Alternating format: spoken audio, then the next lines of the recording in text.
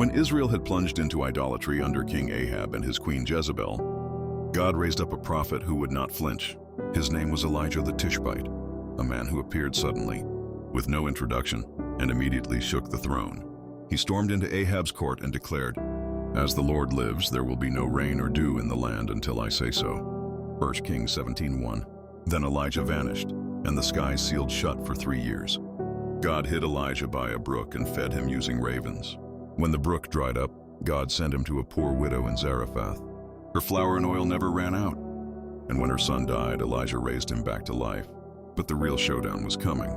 Ahab had allowed 850 false prophets of Baal and Asherah to lead Israel astray. So Elijah issued a challenge. "Let's meet on Mount Carmel. You call on your gods, and I'll call on mine. The God who answers by fire, he is God." 1 Kings 18:24. The prophets of Baal built an altar. They cried out. They danced. They cut themselves. No fire came. Elijah mocked them. Then he rebuilt the Lord's altar, soaked it with water, and prayed, "Answer me, Lord, so these people will know you are God." Fire fell from heaven. It consumed the offering, the stones, the water, everything.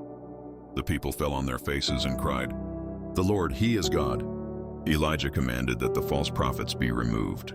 Then he prayed, and the rain returned to Israel. But Jezebel wasn't done. She swore to kill him. Elijah fled into the wilderness, broken and afraid. "Lord, I've had enough. Take my life."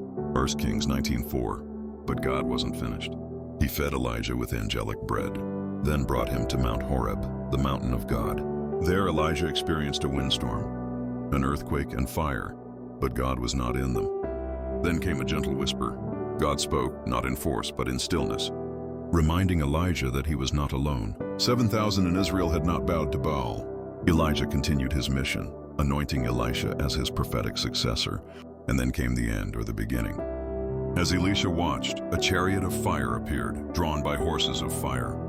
Elijah was taken up to heaven in a whirlwind. 2 Kings 2:11.